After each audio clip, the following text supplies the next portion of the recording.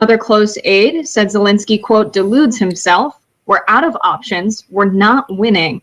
But try telling him that.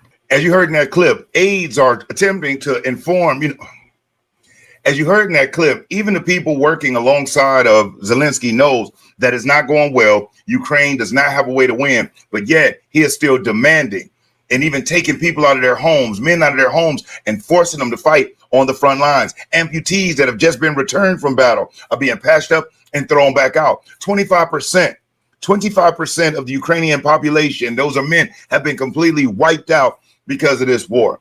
Now, the purpose of this video is not to talk so much about the war, but it is to talk about the corruption going on. In this video, I'm going to share with you some of the reports that are coming out about the deep corruption that's going on in Ukraine, where we've been sending our American taxpayer dollars. I'm also going to show you a clip of former President Obama that has resurfaced that is driving the Democrats crazy. Okay. And also we're going to hear from former President Joe Biden as he has an epiphany about the corruption in Ukraine, all while giving them an open checkbook and allowing them to use the United States as a piggy bank. So let's get on into it. Now, for the last 3 years and even longer, all we've heard is that Putin and Russia is an existential threat to America. Everybody needs to be afraid. Everybody needs to hate Putin. We all need to feel threatened every second of the day because all he wants to do is take over America, right? That's all you've been hearing. They've been calling President Trump Putin's puppet. And I want to do some mathematics with you real quick. Okay, in America, we have 330 million people, roughly. In Europe, there's 500 million people. Okay, in Russia, there's 140 million people. Now, right now, the way the deal is set up, the United States has been funding this Ukraine war to the tune of about 350 billion. We've invested 2 to 3 times as much as the entire EU, the entire European Union, which is a collection of countries combined. We've invested almost 2 to 3 times that they have. Now, as I've stated in other videos, Zelensky has loan deals set up with all of these countries where if they give $2 billion, they have guaranteed loans that they'll get their money back in either the minerals extracted or in cash. Now, with the United States being in for $350 billion, Zelensky has said publicly that he doesn't feel like he should have to pay that back. Whatever exchange he had with Biden gave him the impression that these were just give me. They were grants rather than loans like the other countries in Europe. Matter of fact, the UK just lent Ukraine $2 billion a couple days ago, and it is a loan, even though the French prime minister and the UK prime minister both told President Trump, no, we're giving them money. No, they're not give me anything. They're guaranteed loans. Okay, which is why President Trump, after evaluating this, is saying, why is America getting the short end of the stick again? So they brilliantly came up with the minerals deal, where America gets a stake in the $14.2 trillion worth of minerals that Ukraine has under its feet. And the deal specifically that the United States struck with Ukraine is for $500 billion in minerals to repay the debt to the United States, and even with a little bit of interest in there. Now, at the same time, as we saw this past week, Zelensky had a secret meeting with the Democrats. Nobody knew this at the time, but prior to his meeting with President Trump in the Oval Office, he goes and meets with Senate Democrats who have already lost an election, who's been on the wrong side of every topic when it comes to what the American people want. But he goes in there and listens to them. And what Senator Murphy and Klobuchar told him is that you stonewall, you resist the deal, treat him rude, don't give him any respect. He came in and did that, and he got trumped. Not only did his vice president, J.D. Vance, step up as he should, but then President Trump showed who the real alpha was in the room, who the leader is, because it is so disrespectful to bite the hand that's been feeding you, especially what the general public didn't know. And this was the second time that Zelensky behind the scenes had agreed to a deal. He saw it. He knew the terms. He agreed to it. The first time was when the Secretary of Treasury went over to meet with him in Kyiv, and he grandstanded, and they got into an argument. And so they pushed it off. And he came to America because he was supposed to sign it, but met with the Senate Democrats and decided to grandstand, which backfired in his face. And now, what has President Trump done since then? He asked for a public apology, not just to President Trump, not just for the Oval Office or to VP Vance, but to the American people, because he came into the people's house and was disrespectful, and he's been spending the people's money to be able to fight and defend his country. And so after that grandstanding, President Trump demands an apology. And so Zelensky's running around doing interviews, feeling like he doesn't have to. So what President Trump has done, he has paused all military aid to Ukraine. Now, in the interim, what has happened? The UK had a ship going over to Ukraine, supposedly that had weapons on it. Russians sunk the ships. The British Prime Minister did a press conference where he talked about how they're going to be supporting Ukraine and putting boots on the ground supporting Ukraine. As a matter of fact, check this clip out of the Prime Minister telling it what type of support they plan on giving to Ukraine. Check this out. Fourth, we will go further to develop a coalition of the willing to defend a deal in Ukraine and to guarantee the peace. Not every nation will feel able to contribute, but that can't mean that we sit back. Instead, those willing will intensify planning now with real urgency. The UK is prepared to back this with boots on the ground and planes in the air. Together with others, Europe must do the heavy lifting. But to support peace in our continent and to succeed, this effort must have strong US backing. If you like this video and you're enjoying the content, do me a solid. Hit that like button. I will never ask you for a cash app. I'll never ask for a super chat. You hitting that like button, that is currency. It helps spread the video around and help wake other people up. And if you aren't subscribed to the channel, subscribe. On the Real Politics Podcast, that's what we do. We talk real politics. So subscribe. And once you do, hit that notification bell and then just select all. That way you will be notified every time I upload new videos. So as you heard there, UK is ready to be behind Ukraine. They just loaned them another $2 billion. Even say they're ready to put boots on the ground. They sent over weaponry. It's already been sunk. But the prime minister came out publicly and stated that without heavy US involvement, it's not going to be successful. So Zelensky now is hearing from the UK prime minister on a global stage that there's no way they can win without the US being in it. And that wasn't a very good strategic move for him to do that, because if they are terrified of Putin, he can see that. So the longer that there's distance between the United States and Ukraine, Putin doesn't have to worry about anything. He knows that he'd be able to obliterate them in a second. So what is the holdup? Well, the holdup is that President Trump is not willing to just keep throwing money at an endless war, watching young Ukrainian men die, young Russian men die, and trying to lead us into World War III. So he's trying to stop it. The UK prime minister said nothing about peace in his talk. He talked about boots on the ground and solidifying this, knowing they don't have a chance to win that without America. So Trump is sick and tired of weaklings, and I'm not disrespecting them as people, but relative to the United States weaponry and military, those are weaker countries. And he's sick and tired of weaker countries talking like big dogs because they know they have a big dog on their side. They're trying to lead our people into their war. And that is just not fair.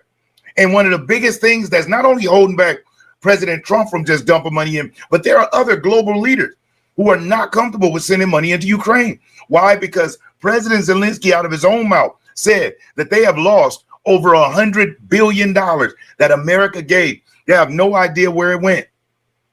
And so in this video, we're going to listen to Obama. We're going to listen to Biden. But let's check out this clip right here from The Hill as they talk about the corruption going on in Ukraine. Check this out. New in-depth profile reveals massive corruption inside Ukraine. That's according to Time magazine, which writes on Ukrainian President Volodymyr Zelensky. A top Ukrainian presidential advisor has apparently warned that, quote, people are stealing like there's no tomorrow. When asked about bribery and corruption amidst Ukraine's pressure to root out corruption, while it struggles to rally financial support from Western allies following its failed counteroffensive 2 years into the war. According to the article, 59% of Americans do not want Congress to provide more weapons to Ukraine, up from 35% in June. The profile details alleged scandals in Zelensky's circle and says that the president has given strict orders for his staff to, quote, avoid the slightest perception of self-enrichment. Don't buy anything, don't take vacations, just sit at your desk, be quiet and work, according to one staffer.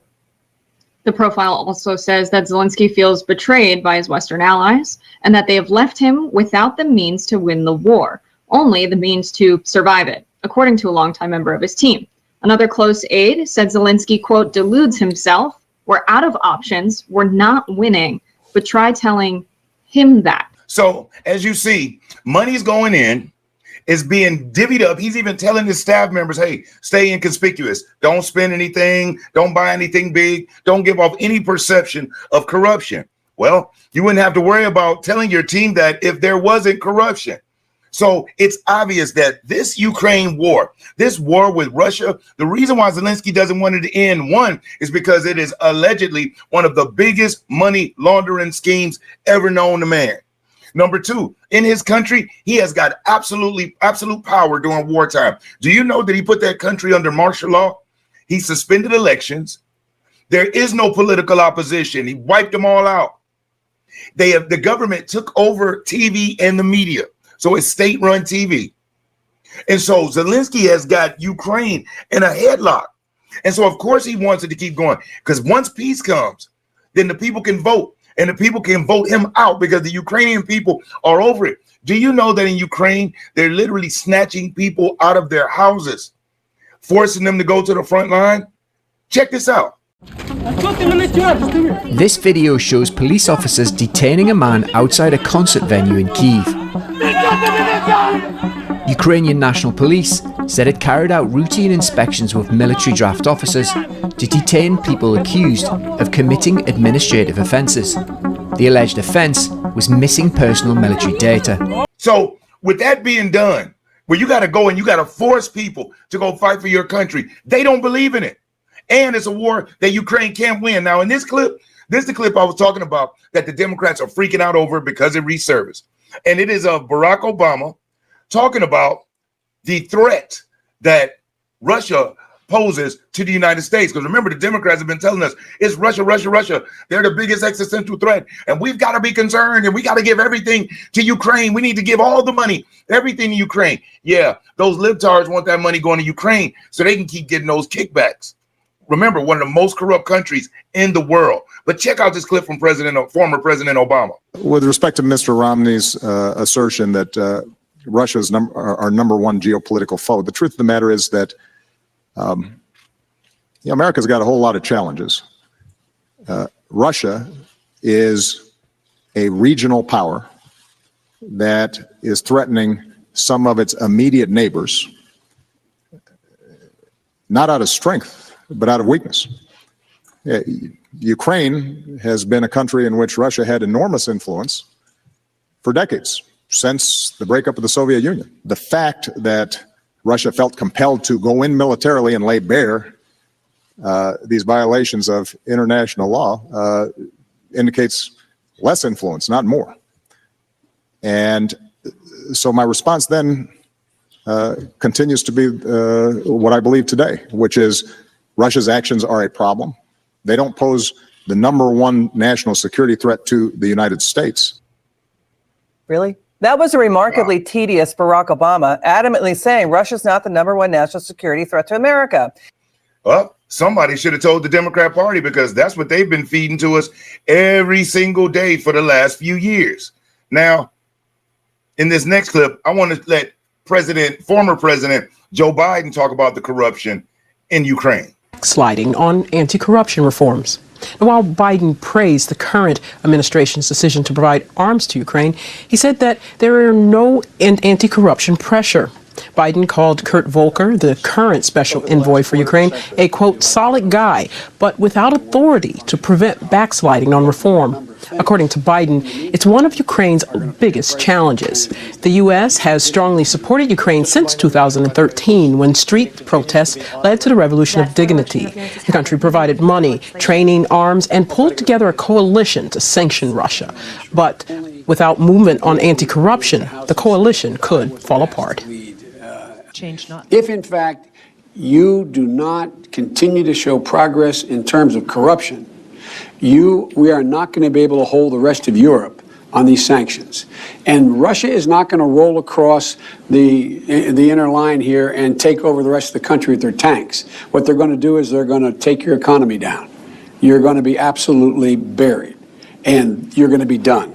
And that's when it all goes to hell. So, in other words, Biden knew about the corruption in Ukraine prior to opening up the checkbook and just giving them a blank check and taking $350 billion of U.S. tax money and giving it to them, where their own president out of his own mouth said that he has no idea where it is, where it's gone, and doesn't even want to repay it. So I just wanted to bring this information, bring light to this, because we've been hearing about Putin and Russia being this big existential threat.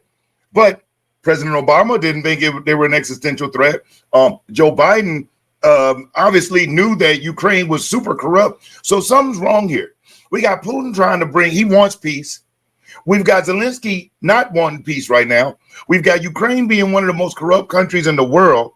And we've got Obama openly saying that Russia is not the #1 threat to America, more of a threat to European nations than he is to America, which is exactly why the European nations need to have more skin in the game, more money, their troops, their weaponry, rather than putting the burden on the American public and demonizing President Trump for trying to put an end to it. That Democrat slush fund is going to stop because those kickbacks, and Hunter Biden has already been busted. The House Oversight Committee found the bank statements. Hunter Biden got millions from Ukraine, not just as being on the board of the energy company Burisma, which is super corrupt, but working in the capacity as a foreign agent. And he wasn't a foreign agent, and holding the 10% for the big guy. So this rabbit hole goes deeper and deeper, and I'm going to keep digging and digging to see just how far it goes. So, hey, listen, I appreciate you for watching this video. And if you haven't already liked the video, share the video, subscribe to the channel. I thank you so much. And if you've been hanging in and you still with me right now, thank you. You mean a lot. It's people like you that keep it going. So as always, I'm Brian Maxwell, and I look forward to seeing you at the top. Over and out, y'all.